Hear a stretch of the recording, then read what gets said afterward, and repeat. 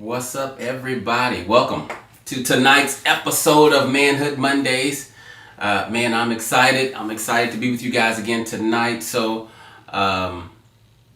if you were not able to join us last week, I did the anger and self-control, and some of you, many of you did not come back for the second part on Friday, which, it's cool, I understand, but I recorded it and I've uploaded it so that you can go and watch that, and you should have gotten an email with the link in there for that. So tonight, make sure this is recording in case we have the same kind of issue and I have to upload a different one again. So tonight my goal is to give you some tools to help you communicate better and to stay under. My goal is to stay under 30 minutes. I don't really want to go long like we've been doing. With the question part, we can. So I want to do 30 minutes or less so that we have more time for Q&A, because I know with this communication piece, there may be a lot of questions about particular and specific situations. So I'm going to give you guys time to ask me those questions. Now, when it comes to communication, you cannot not communicate. Okay? You cannot not communicate. Part of the reason that you can't not communicate is that even if you literally do nothing or say nothing, somebody else is probably interpreting you in some kind of way. So when we talk about communication, we have three main parts. Okay? Three main parts of communication in order for us to be effective. You have the verbal words, you have the tone of voice, and then you have body language. Okay? You have body language. Now, we also can communicate by writing, but I'm not focusing on that tonight. So listen to these numbers. And as a matter of fact, you may want to write this down. So if you got your pen and your paper, grab your pen and paper, write this down, because you're going to want to remember these numbers, statistics. So 55% of your message is communicated non-verbally through your actions. 55%. So that would be your body language. 55% of the message that you're trying to communicate comes across in your body language. 38% is communicated through the tone of your voice. 38%. Tone of voice. That only leaves 7%. 7% for words. So only 7% of your communication, when it goes right or wrong, is dependent upon the words that you choose. This means that your body language and your tone of voice account for 93% of your expression of your thoughts and feelings toward your partner. So in other words, instead of focusing on the perfect word choice, focus on your tone of voice and your body language so that all three of those can work together so that you can communicate effectively. Okay? Now, fellas, I'm sure some of you, I want to say all of us, I'm sure all of us at some point have asked our wife or girlfriend if she was upset and the words said no, but her tone of voice and her body language said yes. Right? All of us have encountered that. As a matter of fact, I have a funny story for you. So a judge was interviewing a woman regarding her pending divorce, and so he asked, "So what are the grounds for your divorce?" She replied, "About 4 acres."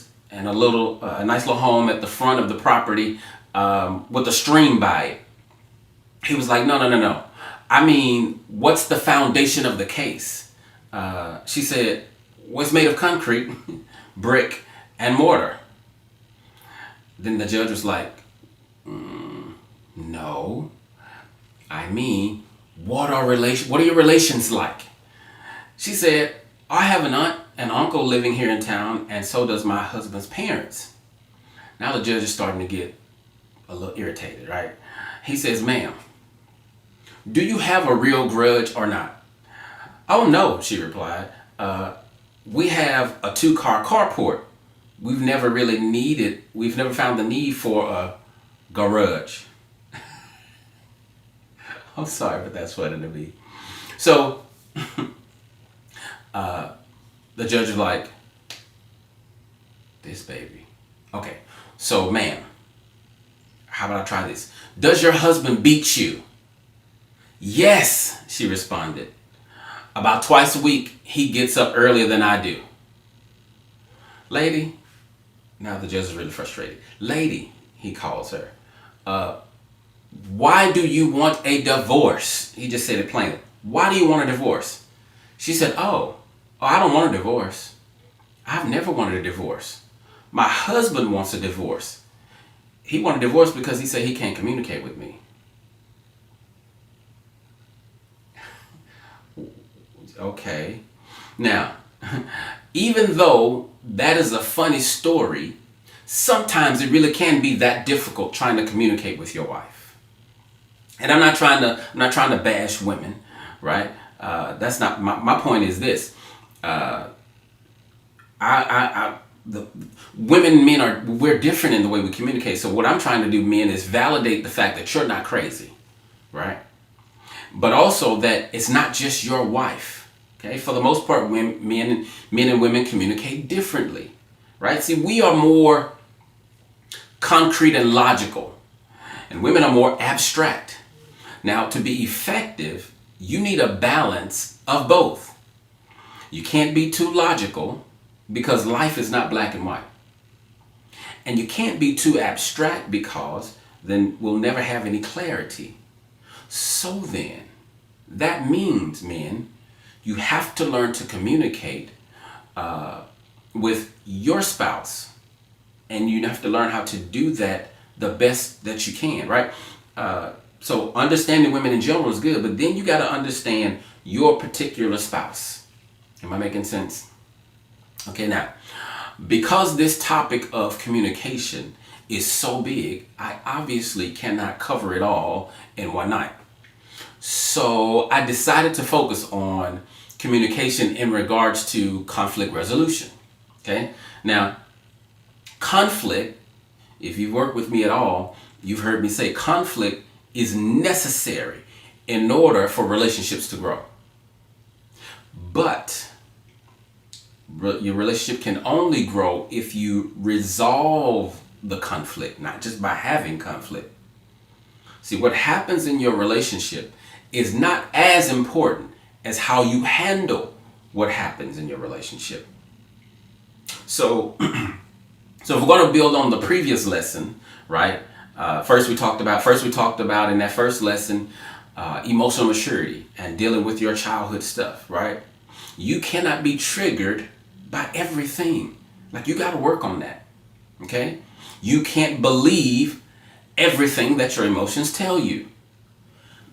After that, we talked about anger and how to stay in control of your behavior when you are angry. See, the goal is to become, I said this in the last one, the goal is to become a great lover.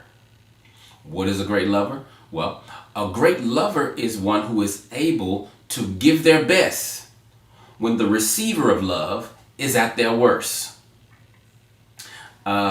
Even Jesus said, don't brag about loving those who love you. Like, even immoral people do that, right? But when you can love the unlovable, then you are maturing in love. And you know what? I just remembered, before I get too far, there was something I was supposed to do at the beginning. I created this because I literally did this at the last minute, and because it's not my norm to ask you guys for stuff, I created this little, this thing. So I put this up at the advice of, actually, a lot of you asking, why am I giving stuff away the way that I am? Because I want to be a blessing. But at the same time, it's no harm. I agreed with someone. It's no harm in offering people the opportunity to share a donation. So that's my Cash App. It's not required at all. You're still going to get the same great content from me. It's not contingent upon anybody giving anything.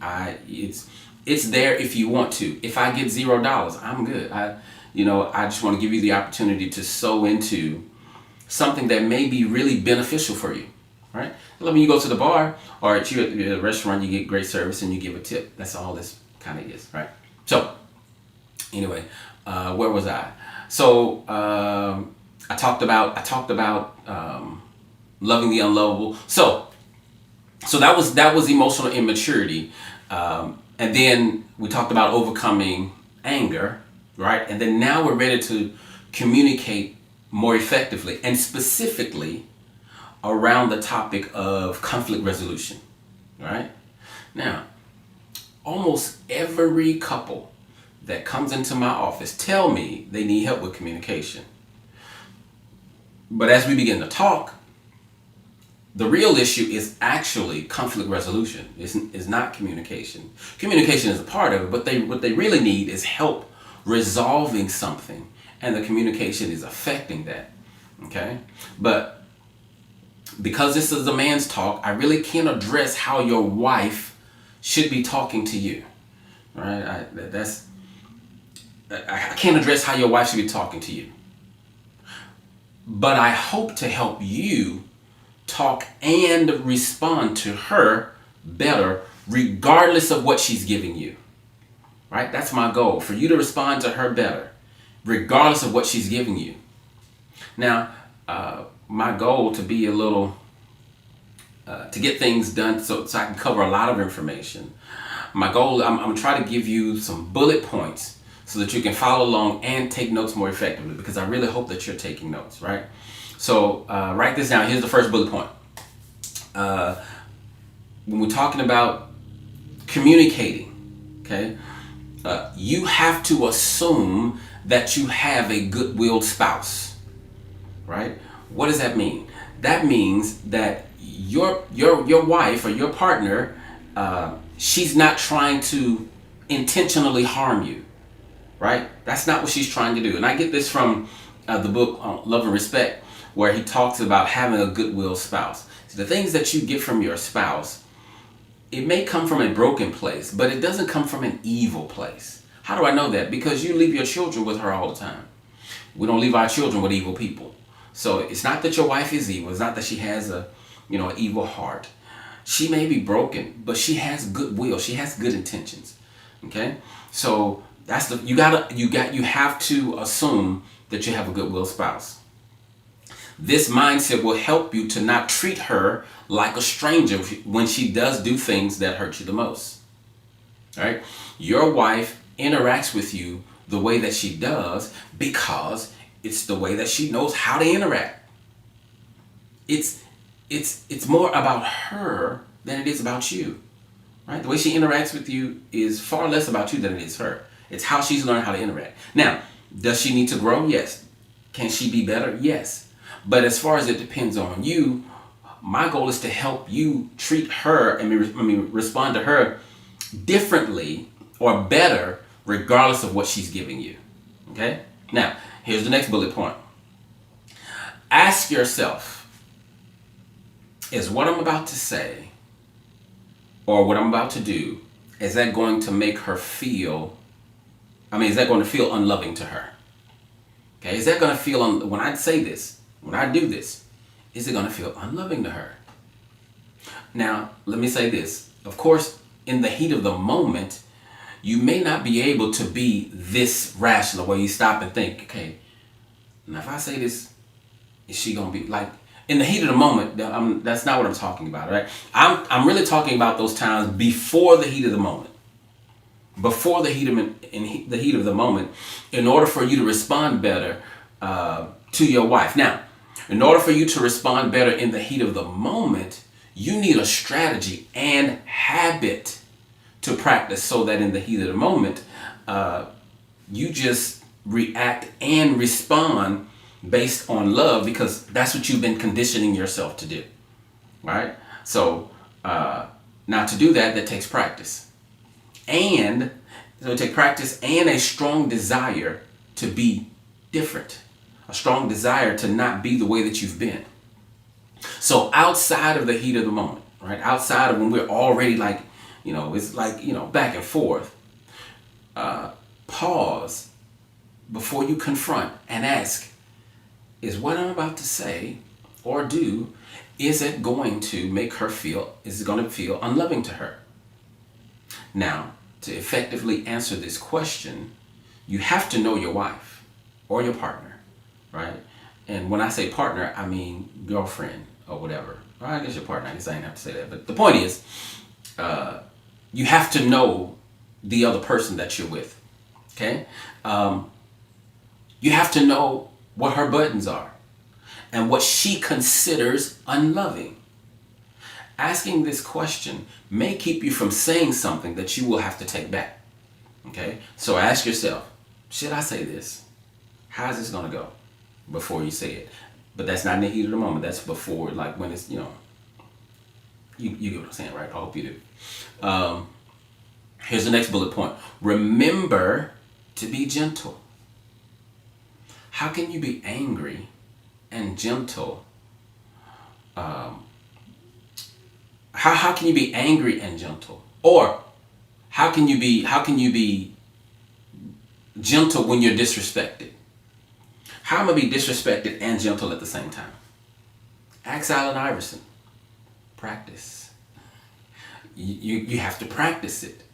But you can't practice it in the middle of the battle. That's like trying to, you've never shot a gun before. You get in the middle of a war and you're trying to figure out how it works. You're going to die. Right? That's not what you don't practice on the battlefield. You practice in peacetime. And the way you practice that is conditioning your mind. This is how I want to respond when this happened. This is how I want to respond when this happened. And then you get into play. You do that. If you drop the ball, next time you reassess, okay, I wanted to do this, but I wasn't able to do it. Why wasn't I? Was it my emotional immaturity? Did I let my anger get out of control? You assess yourself why you wasn't able to respond that way. You feel me? Remember what I read to you last week. This is what it said. Always be humble and gentle. I like the word always. Always be humble and gentle. Be patient with each other, making allowance for each other's faults because of your love. Why am I making allowance for your faults? Because I love you. Right? I told my wife, and we got this from watching the Shack. And as a matter of fact, I texted her this morning because of something I said last night, and we were not, we weren't as connected as we should be. And I said, babe, don't forget we love each other. And that's our theme in the midst of when we are wherever. The tendency is to let that fester, and you can easily spin out of control. Even if you're not talking, you spin out of control in your mind. So then when you do talk, it's an automatic explosion. But we've made it a point to say, hey, don't forget we love each other. Right? So when you are in the middle of these talks and conflicts, you got to remember your goal can't be to win. Ever. Winning can never ever be your goal. Your goal also cannot be for your spouse to agree or to see your point. Right? Your goal must be to restore unity. That's what your goal must be, to restore unity. Now, in restoring unity, agreement may happen, but that's not the goal. The goal is understanding. In restoring unity, you want to understand each other, because even though I may not agree with you, but I can understand you, right? Dr. Rick Marks, who you've heard me mention before, he has this talk called The Power of Us. Me and my wife watched that when we went to this relationship intensive. Changed my perspective altogether on marriage, oneness, and us being a team. Right? In the marriage, there's three. There's she, me, and us. And the most important part of that is us. You have to, when you are in conflict, keep us at the forefront of your mind. You have to. Because if you don't, your agenda then is going to be selfish. You are going to hurt the other part of us. When us is not in the relationship, it's not so fun to be in. When us is not at the forefront of the relationship, it's not fun to be in. Okay? So keep that in mind as far as keeping us first. You should seek to understand. Remember that at a certain level, both of you are right and both of you are wrong at the same time. How is that, sir? How can we both be right and both be wrong? Because of your perspective. All right? Because of your perspective. There is only one reality. I got this from Rick Marks too. He gave me a lot of stuff. So there's only one reality, but there are different perceptions of that reality. So you have to be open to the possibility of not knowing what you think you know because you cannot see the whole perspective. No one can. Okay? Let me share this with you. This is an example, illustration that I like and I saw. For those of you watching, I want you to do this for me. So put your hand in front of you, right? Directly in front of you. Your right hand. Use your right hand. Directly in front of you. And then close your left eye. Okay? Close your left eye. Now move your hand. Keep your eyes straight, looking forward. Move your hand to the left until just out of sight where you can't see it anymore. Okay, so mine is right here. I can't see my right hand anymore. Now close your right eye and open your left eye. Now I can see my left hand out of my periphery. Okay? Now, while that eye is still closed, move that hand back to the right until you can't really see it anymore. Right here. Right? Now you open the right eye and I can see it again. Right? So with one eye, I can only see from here to here. Now, let's say this eye, the right eye, is my wife. The left eye is me. If we're not in unity, what we see is going to be limited. But when we are unified and we're on the same page and we're working like two eyes in the same body, because the two becomes one flesh, right? So from here, if I keep my eye, I can see it here and I can see it here. Notice I said I can see it. So in this example, the I is us. The I is the marriage. So my body would be the marriage. My eyes is the husband and the wife. It's me and my wife. Crazy analogy, but do you get what I'm saying? So with that in mind, when you guys are, so if this is me, my eye is open. And I'm arguing my point, but I can't see her point. But I'm arguing as if I know everything. And she's like, no. I'm trying to tell you, it looks like this, like the palm, I can see the palm. And I'm like, there is no palm. What are you talking about? So that's what I mean when I say we both are right and wrong at the same time, because it's about perspective. Same reality, it's the same hand on both sides. The reality didn't change. The perspective of the reality changed. So I say that to say this. Don't hold on to what you believe so hardly as if I know I'm right.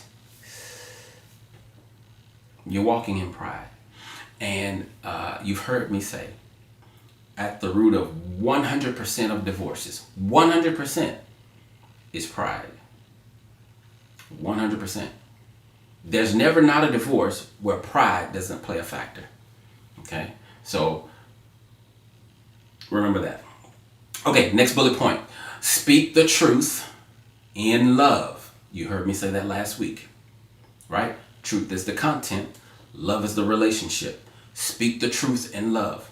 The truth without love is like surgery without anesthesia.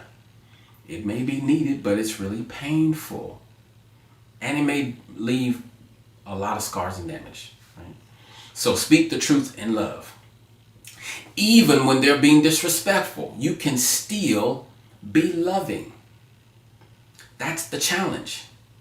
It's easy to love when y'all are good, but how can you show up in the relationship as a great lover when today they're sucking, like they're sucking at being a wife, like she's not on her game at all. You got to go down there in the hall with her. Be a leader and show her what it means to love someone when it's difficult to love them. Okay? Here's the next one.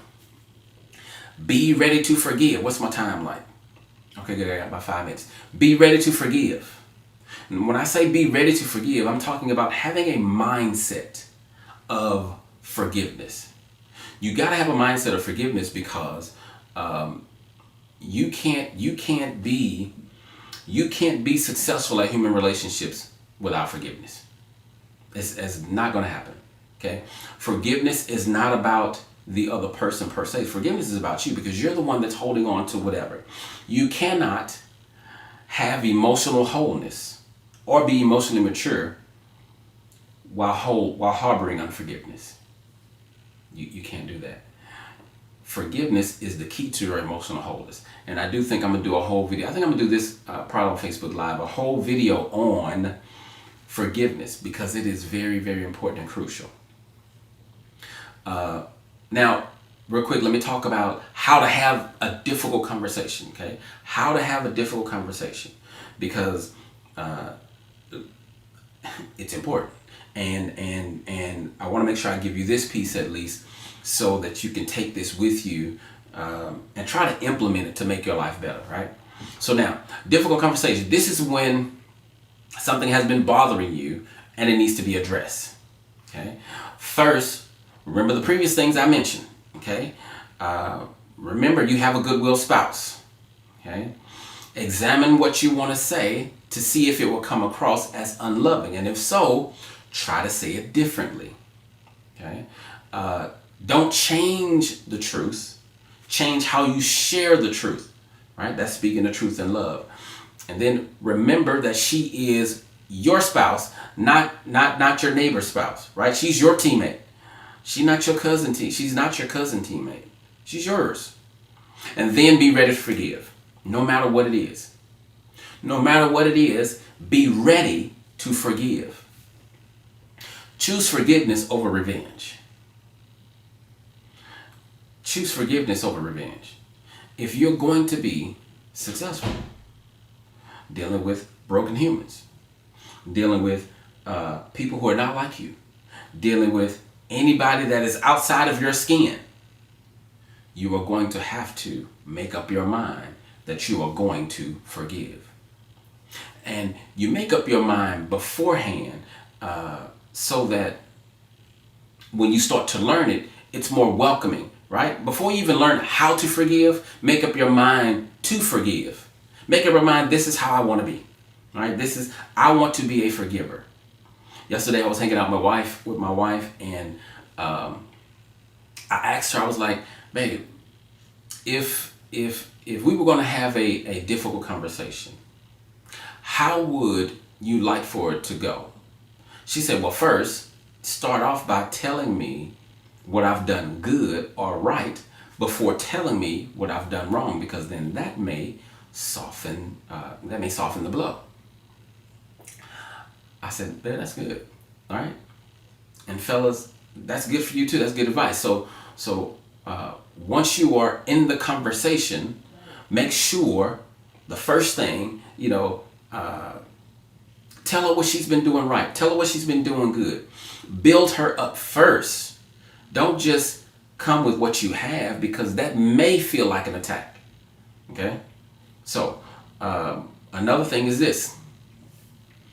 When you're in the conversation, make sure you do not defend yourself. Make sure you do not come across defensive, right? If you have questions about what it means to be defensive, then definitely ask me afterwards and I'll go into more detail about what that is. But being defensive hinders, blocks, stops intimacy. You cannot resolve conflict or draw closer when defensiveness is in the relationship or in the conversation. Okay? Now, when your partner shares their thoughts and feelings, make sure you validate. That is crucially important. Validation is probably one of the most important parts of conflict resolution and effective communication, right? Validation. To validate doesn't mean I agree with you. It doesn't mean I agree with what you say, how you feel, whatever. It just means that I'm acknowledging these are your thoughts and your feelings and they are valid. That's it. right? And if you have more questions on validation, ask me at the end and we can talk about that. I can tell you more about how validation works. So now one last thing. If your wife is the one who is hurt or frustrated by something that you did, or she comes to you with an issue, then you need to know how to apologize, right? You need to know how to apologize. That is crucially important, right? So I want to share with you, this is the last thing, I want to share with you 3 things about an apology that you need to know. Okay, write these down. First of all, an apology does not mean that you're admitting wrong. Okay, an apology does not mean that you're admitting wrong. It means, don't forget this. Don't miss this. It means that you care about how your partner feels, right? You care about your partner being hurt, whether you agree with you hurting them or not, or whether you agree with what they say or not. The apology says, I care about how you feel. Okay? Here's the second thing. An apology is for the receiver, not the giver. Right? The apology is for the person that you're giving it to. It's not for you. And too often, the giver of an apology will hold it back because they're not ready to, you're not ready to offer it. You being ready to give a Band-Aid has nothing to do with your mate needing a Band-Aid, right? How selfish would you be if you see them bleeding, but then you don't offer the Band-Aid because you're not ready to? That's what it's like when you don't offer the apology. The apology is for them, but you won't give it because you're not ready. It don't have anything to do with you. That's because you don't understand the nature of the apology. The apology just simply communicates, I care about how you feel.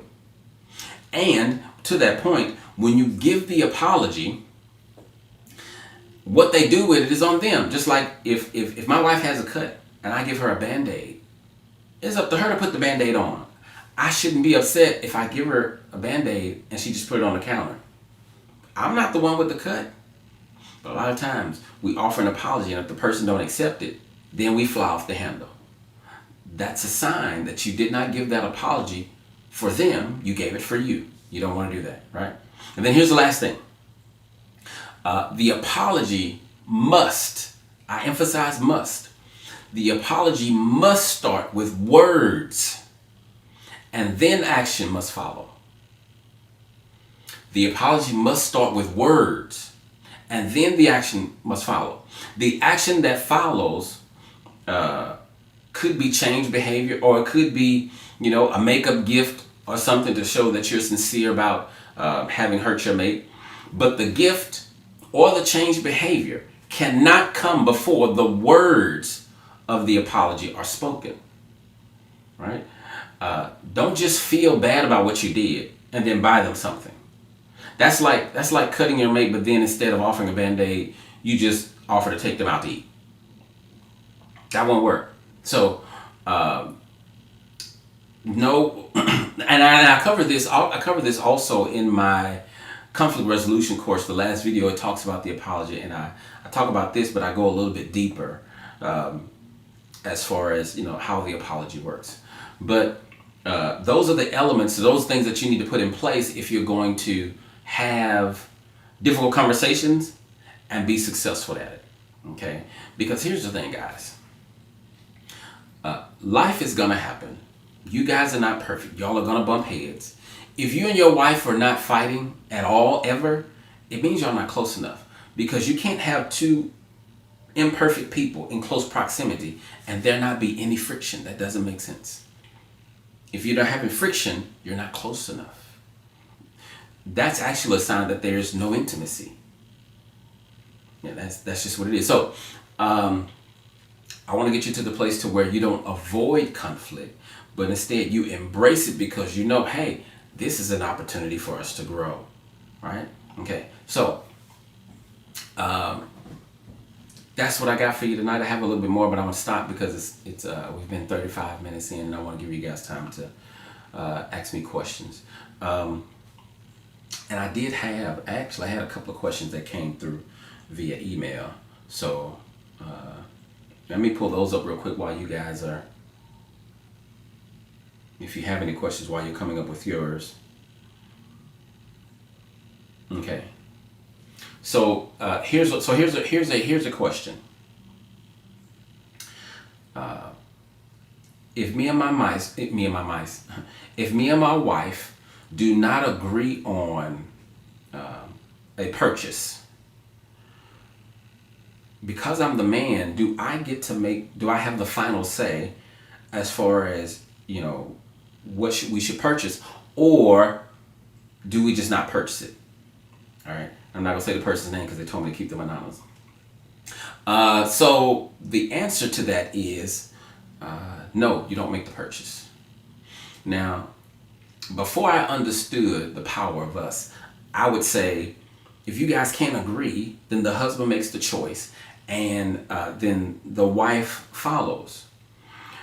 But having a deeper understanding of us and the reality that God Himself, who created the institution of marriage, He would never separate a union, right? So then, if I have an idea, both of us need to be on board, or else we can't move forward. Why? Because us comes before me or she.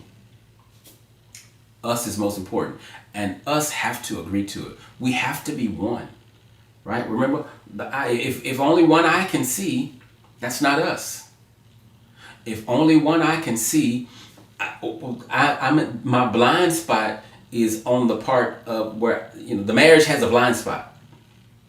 Maybe the wife, because this is the wife on the right side or the left side. It's either or. I don't want you to think I'm choosing. Anyway, the wife. If the right eye is the wife, the husband has the marriage. The marriage has a blind spot. The wife can see clearly from here over here, but the marriage as a whole has a blind spot. So unless both eyes are seeing clearly, you guys got to hold off. And here's what I believe. Because God is the creator of marriage, if it's crucial that you guys make this move, He will reveal it to both. Like He'll speak to both of you. I believe that. Just like He spoke to Mary and said, you're going to have a baby. He had to speak to Joseph, or else Joseph would have divorced her like anybody in their right mind. I'm not marrying you and you're already pregnant. You talking about God got you pregnant? Ain't nobody going for that. What are you talking about? God had to speak to him too, right? And so in the same way, as the husband, though, I do believe what the Bible says as far as the husband being the leader, but that does not mean that he has all the authority. He's the one that make all the decisions. Us has to be in the marriage, and us has to be at the forefront. Now, if the wife chooses, if the wife says, sweetie, I don't know, I really don't know, you seem like you know more than me in this particular area, so I will fall back, and whatever you decide, I'm good with it. Okay, so then what she's saying is, I'm giving the ball to you to carry, and I'm going to be on board with us, wherever you decide for us to go, whatever you decide for us to do. Okay, that's different. But when us hasn't agreed, then no, you might be a little stuck. You're going to have to just kind of hold off until there's clarity for both eyes. Okay? All right. So, let me see. You guys, I don't see any questions on here. So, now y'all don't make me cut my presentation short and y'all ain't got no questions. Because, I love to talk, and I'll start creating them long again, and y'all want me to do all the talking, but I really want to help you like in your specific situations, because this information is great, but it's it's general, and all of us have unique situations to where more clarity can be given in order to be effective at what we're going to do. So I'll give you guys a few minutes just to see. And let me talk about this while I'm waiting to see if you guys have any questions. I've been thinking about, let me look at my calendar. So I've been thinking about starting the group, the men's group, in January. That's not the calendar. In January, and I'm looking at, so it's going to be on Saturdays. That part I do know. I'm looking at the 16th, which is the third week in January, and I'm looking to as far as us meeting face to face once a month. Let's see, 1, 2, 3. Maybe I think I want to stick to the third Saturday of each month. I better write that down because I'll say some stuff, and then I will forget what I said, and you guys will be saying, "Hey, are we meeting today?" And I'll be like, "I said that." Charge it to my head, not my heart. I don't remember a lot of stuff unless I write it down. I tell people, because I heard this from somebody else. Use your brain for complex operations and use your pen and paper for memory. Don't use your brain for memory if you don't have to. So every Saturdays starting in January, that means I got to get up. I don't know where we're meeting yet. It will be in person, provided COVID is not still doing its thug news. I heard on TV already somewhere, on the Apple News, that in another country, I forgot which one, but they have a whole new strand of coronavirus, and it's 70% more contagious. I'm like, what? So y'all we ain't even done with this virus. Y'all have a new one coming out. So provided things go as planned, we'll be planning for the third Saturday of each month. Which brings to point this. A lot of times, most of the time, the stress that we have in our life, we created ourselves.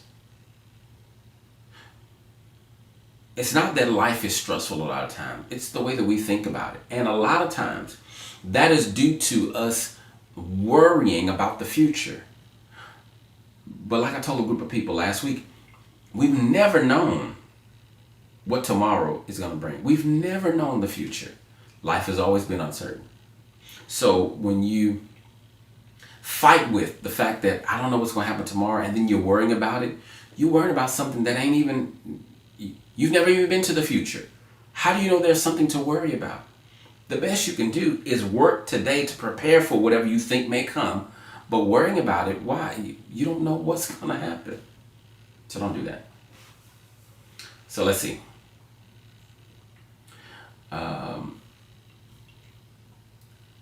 Okay, so I think this is a question. Let's see what it says. What do a person do once you apologize about your wrongdoing, but she continues to ask why, but you really have no true reason why? Yeah, that's a tough one. Good question, but that's a tough one because so I can tell you why she does that. We humans, especially, so I'm gonna speak this way. I don't know if you're talking about an affair, but I'm gonna speak from the point of an affair, because I know that's a deep wound. When things like that happen and you apologize for it or whatever, not that you got, it's a whole process other than the apology, but it's constantly asking why, because the mind wants concrete answers, and it needs to make sense, number one, but also two, once you give the answer, it's only soothing for a moment. And so then the brain goes back into a loop of trying to understand again, because this just doesn't make sense for you to hurt me this way. Why did you do it? And a lot of times, people don't know it, but they're subconsciously looking for answers to validate their dysfunctional beliefs about themselves. Like, I'm not good enough, or I'm not worthy. And so when you share the why, or especially if you say, man, I don't know, I just don't know why, it's going to be difficult for them to settle with that. However, if you don't know why, you don't know why. Therapy would be a good idea to help both of you figure out why, or that person figure out why, and her to accept the reality that sometimes in life, there really is, I'm going to say there's not a reason, but there really is a reason that I don't understand why I did that. I can't tell you. Okay? So, to the husband, what I would say is, if she's she's constantly saying why, all you can give her is what you can give her. But be sensitive, be gentle and humble about her asking why. Understand that she's not asking you that to torture you. She's not asking you that to be mean. She's asking you that because her brain can't rest. So the grace that you extend looks like this. Sweetie, I know you're still struggling with it, and I'm sorry. I don't know I don't know why I did that. But as many times as she asks, you still be patient. You never, man, I told you, why you keep asking me that? I don't know. You're going to send us in the wrong direction. That's not what you want to do. You got to stay loving. But that is difficult when you apologize, but it's like they don't accept the apology. That's not really on you. All you can do is be genuine. And the way that you can help her, honestly, you give the apology, but over time, as you have changed behavior, she will begin to accept not your why, but the fact that I'm moving into a different reality because she's asking why again. She's trying to protect herself. Like when you've had a trauma or a hurt, you really want to know, hey, is this going to happen again? And so that why over and over is a way of trying to be sure this is not going to ever happen again. But like what I just said a few minutes ago about the future, it's impossible to know that. You can make a guarantee, I'm never going to do that again. But we've never known the future. Never. Even the weatherman. I guess, he's gotten pretty good at, reading the signs and being accurate. But there have been several times in Houston since I've been here for 48 years where the weatherman said it was going to snow and not a drop of snow fell. Several times, many a times where he said it's going to rain, no rain. Several times where he said no rain in sight this weekend and it storms. So we're all just guessing. We don't know about the future. When I say I'm getting up in the morning and I'm going to record some videos and then I get up tomorrow morning and I record videos, it's not that I knew the future. It's just that happened that life cooperated with what I said. But if in the middle of the night somebody break in my house and I have to get I got to handle some stuff, then I'm at the police station explaining stuff. I'm not doing a video live. You understand what I'm saying? So, I don't know if it's long on that question, but I hope that was helpful.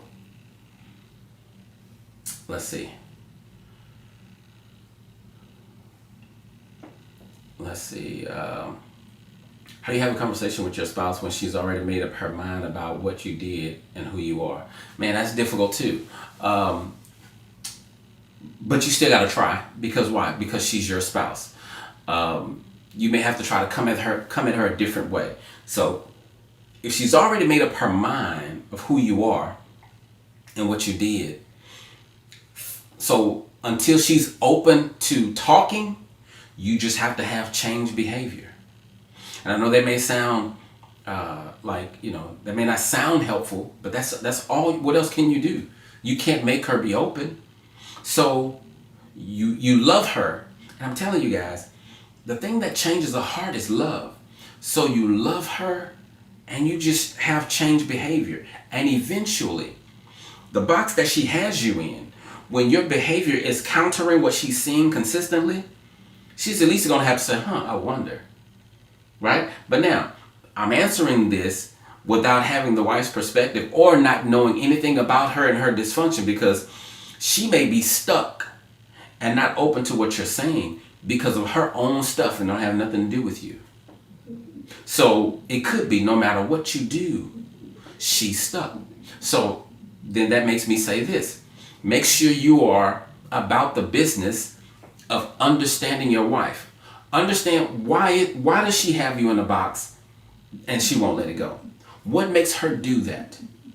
Where in her life was that necessary? Because in her life at some point she learned to do that.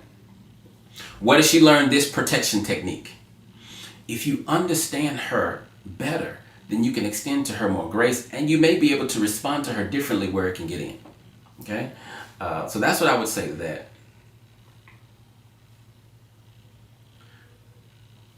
Let's see. My wife told me that I treat strangers better than I treat my family, but I only go to work and home. She doesn't see me with any strangers. How do you respond to this? So I should have put this in this conversation about communication, but I could talk to you about it now. If you're gonna be married to a woman, and sometimes men too, but since this is a man talk, you have to be You have to develop your skill of deciphering what she's really saying. You have to not just read between the lines, but you got to read between the letters, right?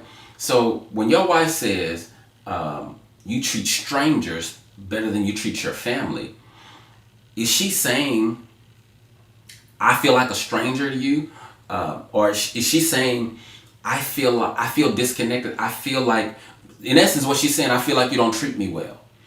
It's not about strangers. She's just making a comparison. But the point is, she feels disconnected. And so forget how you treat strangers. Just ask her, sweetie, what would you like to see more of from me? How can I help you see the love that I have? Right? Because going to work and home don't communicate love. You can go work home and stay in your room playing your game. You can go home to work, stay in your garage, right? Women need that emotional connection. And so I was sharing this with a couple today. When you're not connected, the small things get under each other's skin. But when you are connected, you can let the big things go and give someone grace. You know what? They ain't mean to say that. But that's when you're connected. So your job is to find out what your wife means. Find out what her need is. Because I promise you, it's not about strangers. And it really ain't about family. She said family, but what she's really talking about is me. Right? How you treat me, I don't like it. You may think you're treating her fine, but you got to remember, you are not your husband. You're her husband. And so you have to give her what she wants in a husband, not what you want in a husband. So you got to get with her to find out, babe, so when you say this, explain to me what you mean. You don't have to agree with it. You validate it. Oh, okay, so you're saying when I come home and I don't kiss you, then it makes you feel disconnected from me. And then you assume, you don't have to say this part, but she's probably, if she don't see you with strangers, then she's assuming that you're not that way with strangers. Meaning not kissing them, but engaging with them. All right? Did that help? So, yeah. Make sure that you are about the business of understanding exactly what your wife's need is. Let's see. Let's see this. Have you had times where you've effectively helped couples to reestablish their communication methods? And have you helped them better understand each other's perspective? Yeah, I do that all the time. That is the bulk of the work that I do, right? Because first of all, the couple, both of you have to want it. Because otherwise, I can talk till I'm blue in the face, and you see how dark I am. That's a long time. If you don't want it, if you don't want to understand it, you won't get it. All right. But yes, I've helped couples change their perspective. I'm not sure, but I think I did it today with the couple that I only had one client today. And I think I did it today, at least a little bit. All I'm trying to do is help you realize, like the eye example I gave, you can't see everything. You need your spouse to see the whole picture. Even what you're arguing about, you can only see your side. You can't fully see and understand their side. Even if they detail it out for you, you got to remember, you'll never understand it the way that they understand it because you don't have the emotions tied to it that they do. Right? So if they detail it out for you word by word, you can read it and you can understand it, but only to a certain level because you don't have the emotions tied to it like they do. Right? But yes, I have helped couples understand each other's perspective. I have done that.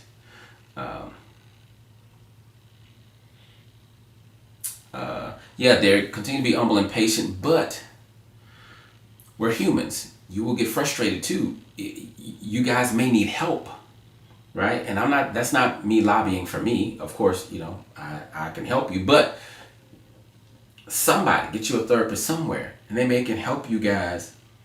Because sometimes when you're trying to, because you guys may have been married a while, you get in a relationship, there could be a wall between you that you don't know about, even if y'all on good terms.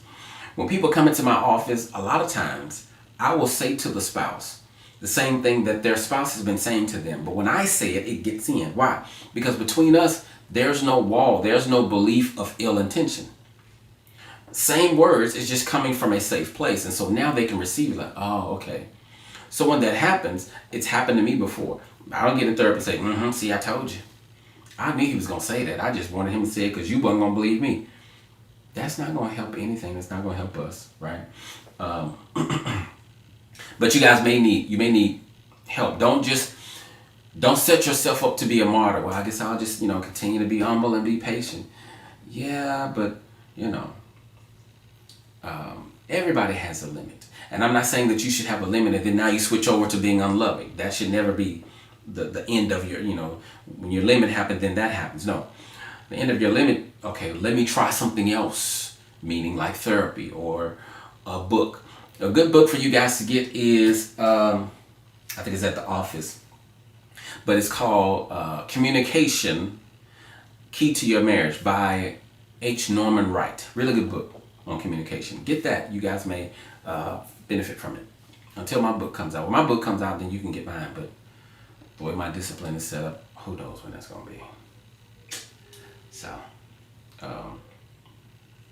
what happened to I don't know how that went away. Did that ever come up before? I thought I was on that screen. The cash out. I'm sorry. Anyway, let's see. Let's see what this one says. Houston Group Society. Also, have you helped couples that are far along in marriage, 10 plus years, but didn't seek counseling? But oh yeah. I've had, and I think I may have now. I have to look. I've had couples that's been married for 20 something years, 15, 20 years. And what I tell them is, you come to me at this point, don't expect this to be a quick fix because you have years of stuff piled up. And the reality is this: if you are in, let's say, Dallas, and you want to get to, let's say, Oklahoma, up north, and you leave Dallas and you're traveling south on 45, and that's like, man, we done traveled for like 5 hours and now we're at nothing here but water. We're at this water. And then you sit there for 15 years trying to get to Oklahoma. And then you finally come talk to me and I say, hey, you guys have been going the wrong way for 15 years. Oklahoma is that way. And then you say, so this is, now here's the challenge. The challenge is, after 15 years, are you willing to turn around and go the right way so that you can really get to your destination?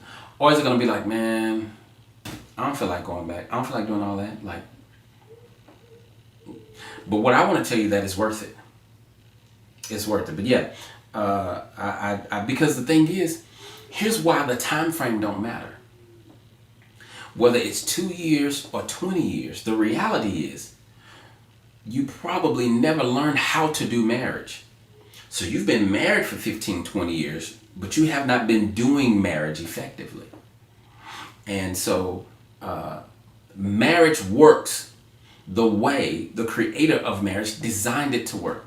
And it's not as complicated as one may think.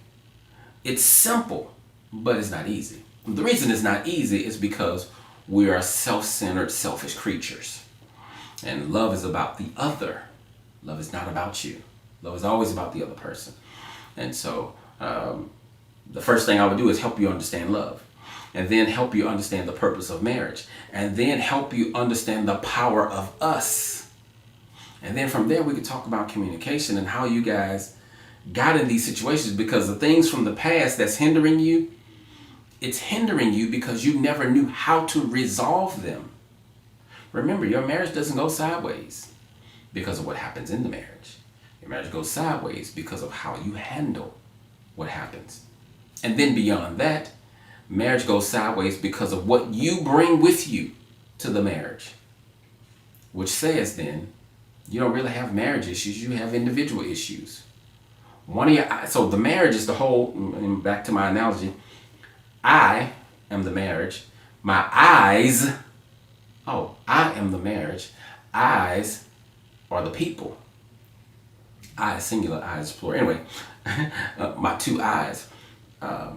if the marriage, if one of the eyes is damaged, the marriage is damaged, right? And so the marriage is affected by the individual issues that you bring with you. Did that make sense? I hope that analogy connected. If it didn't, give me time. I'm gonna perfect it and make it really, really good.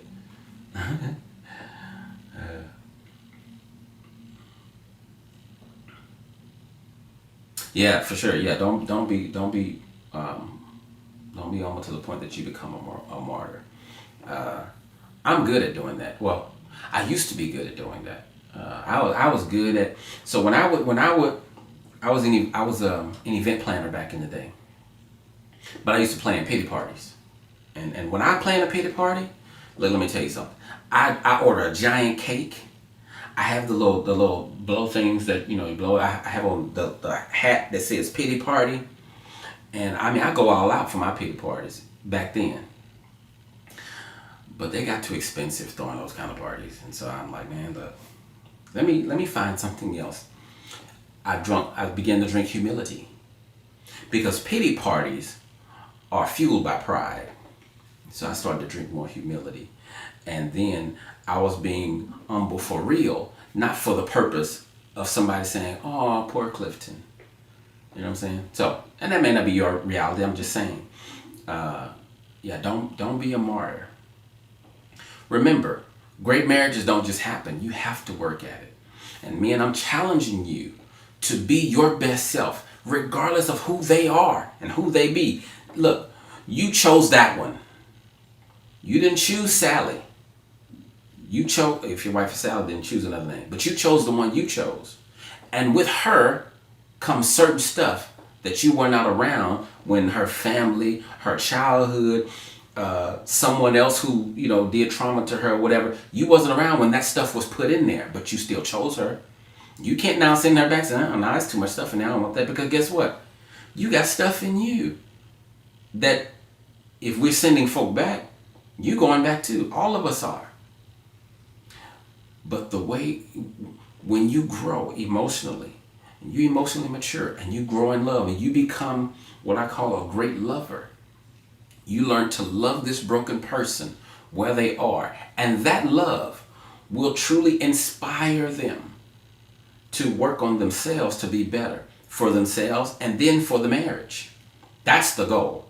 So that we can be great, not I or I. Not so the eyes can be great, but so the whole body, the whole marriage can be great. So the whole marriage can see. The Bible says where there is no vision, people perish. Another version says where there is no vision, people cast off restraints, right? If you can't see, and when it's talking about vision, it's not talking about physical sight, right? It's talking about having a plan for the future. And even though, like I say, we don't know the future, it's unwise to not plan for it. Because if the future shows up and you're not ready, you're going to suffer, right? I said, don't worry about the future, but that doesn't mean don't plan for it. But where there is no vision, the people perish, right? In the same way, if one of these, if I can reword that through the context of marriage and what we've been talking about tonight, when there is no vision in one of these eyes, the body will perish, or the body suffer. The body casts off restraint. You don't want to do that. But all you can do is be responsible for your part. And when you are healthy, you can help encourage them to get healthy, not by instruction and teaching, but by love. And I probably need to do another lesson on love, but if you go to my YouTube, where you are right now, search the videos I did at the beginning when I started all of these, when I started doing these online things, I did a series on love. And I talk about love extensively. So go watch that. It may really help you understand the parts of love that's crucial and understand how love works so that you can empower your spouse to be great. Let's see. So I think I see more questions coming in, so I'm going to let you guys go. Next week we are talking about, I don't remember, but I will send out the email tomorrow about what we're talking about next week. And And I won't see you guys obviously before Christmas, so I hope you guys have a Merry Christmas. And for those of you who already won't be joining me next week, or just in case you're not joining me next week, let me say have a happy New Year. All right. 2020 has been, in my history, my life history, probably the craziest year I've ever encountered. Now, for me personally, it has not been a bad year. It's been a strange year, having to do, the virtual teaching and virtual therapy and stuff like that. It's been different, but I've thrived in 2020, right? It's been a blessed year for me, but it's been a crazy year. So as you get ready to go into 2021, let me share this with you as we go. 2021 will not be any better than 2020 if you are not better. Life only gets better when you get better. Life will only change when you change. If you need something or someone outside of you to change before you get better, you are in trouble. You have to make up your mind. I'm going to change this about my life. I'm not going to be triggered by that anymore. When my wife says this and she's trying to be disrespectful, I'm deactivating that button, so when she pushes it, it don't work, and I can just exude love. That's where you want to be. All right. That's the book, Communication, Key to Your Marriage by H. Norman Wright. Yes, that's an excellent book. I like it a lot. I just hate it's not on Audible because, I like listening to books. That's one of the few that is not on Audible. And I don't like that. But it's a really good read. And I like it a lot. Okay. All right. So you guys have a Merry Christmas. Be safe in these streets. Stay COVID free. And also watch your back. I mean, it's a crazy time. Crime still happens, right? Crime still happens. So just, keep your head on a swivel. Watch your back. If you're out shopping, I don't know why, because I was in the mall. Me and my wife was in the mall yesterday. It was crazy. But what made it crazy is because of how times have changed, right? The lines to get in the stores were so long, not because they were packed in public. Not because they were packed, but because of COVID. They're limiting people, and so the mall is packed, but then every store got a long line. Like, that takes the fun out of shopping. I like shopping. I think it's fun. But not in this season. So if you're going to be out there in the craziness, be careful. Because the enemy is always looking for someone to catch somebody slipping. Okay? All right. Don't forget, if it was easy to do, everybody would be doing it. And the divorce rate would not look like it does. But it's not easy. However, it is very possible to have a thriving marriage. And it's very possible for you to do love and life better the way God designed it to be done. All right? Hope you guys have a good night. Thank you for allowing me to speak into your life, and I will see you next Monday.